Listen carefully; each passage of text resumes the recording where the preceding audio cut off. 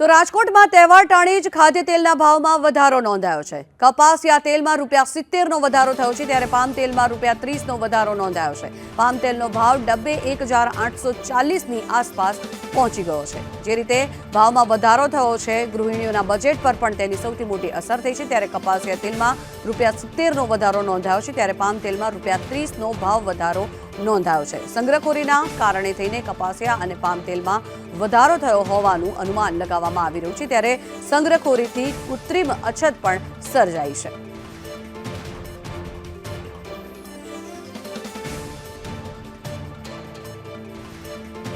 વધુ માહિતી મેળવીએ સંવાદદાતા મયુર સરવૈયા જોડાયા છે આપણી સાથે।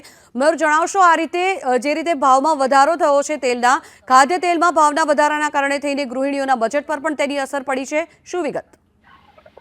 બિલકુલ, કપાસિયાના તેલમાં ₹70નો વધારો થયો છે, જ્યારે પામ તેલમાં ₹30નો વધારો થયો છે।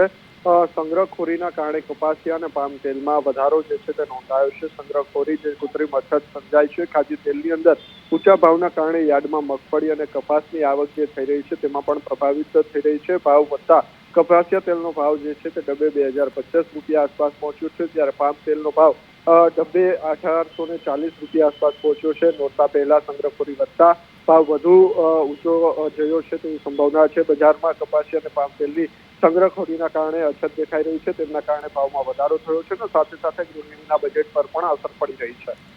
જી આભાર મયુર સમગ્ર માહિતી બદલ।